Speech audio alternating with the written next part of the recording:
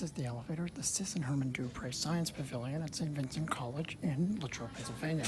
It's a thyssenkrupp Oildraulic traditional, not a Signifort, which is interesting. Installed by Marshall.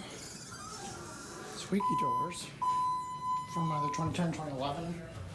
Up the 1 button and the 2 button, push Mad BS buttons. Ground's locked. Penthouse is probably locked. We can only have 2. I guess those are the 2 most frequently pushed buttons. I guess that makes sense. Might be vertical express Marshall, but I haven't quite figured the logistics out of that yet.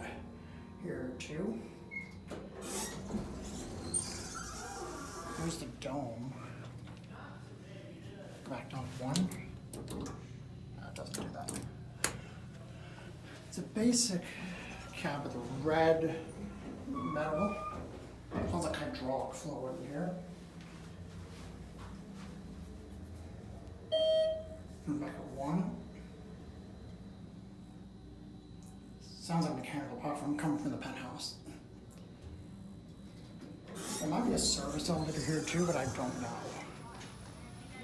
Anyone want to try this one? That's gonna be it.